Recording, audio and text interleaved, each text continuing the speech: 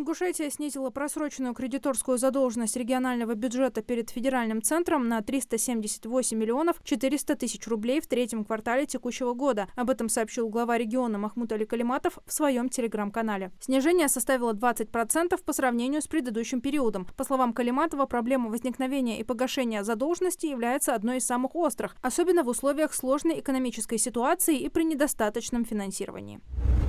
В Малгобеке в скором времени откроется Центр социального обслуживания пожилых граждан, попавших в трудные жизненные условия. Как сообщили в мэрии города, социальный объект возводится в рамках реализации нацпроекта «Демография». Стоимость проекта более 205 миллионов рублей. Строительство центра стартовало в июне прошлого года. Объект будет сдан в эксплуатацию с опережением графика уже в конце текущего месяца.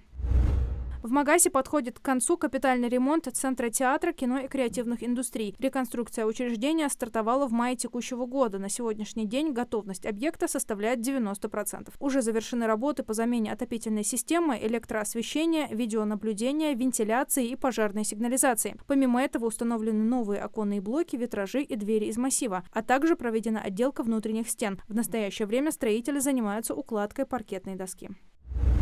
Сегодня в Магасе прошел региональный фестиваль «Ярмарка вакансий». Он прошел на площади перед башней Согласия. Ярмарка проходила с 11 до 14 часов. Работодатели предложили соискателям актуальные вакансии. На площадке можно было получить и консультации от профессионалов рынка труда, и предложения по трудоустройству в различных сферах. На мероприятии присутствовали студенты, молодые специалисты и все, кто ищет работу.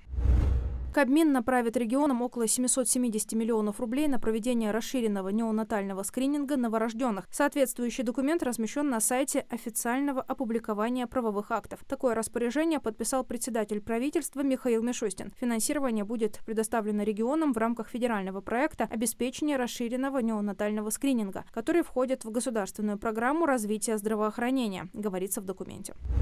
В Госдуме предложили размещать устрашающие изображения о вреде курения на вейпах. По мнению автора инициативы, первого заместителя председателя Комитета Госдумы по просвещению Яны Лантратовой, большую популярность вейпинг приобрел у молодежи ввиду создания привлекательного имиджа. Она также добавила, что положительный образ курильщика сигарет удалось переломить в ходе широкой информационно-просветительской кампании, в которую входит и обязательство по размещению на упаковках сигарет устрашающих изображений о последствиях курения табака.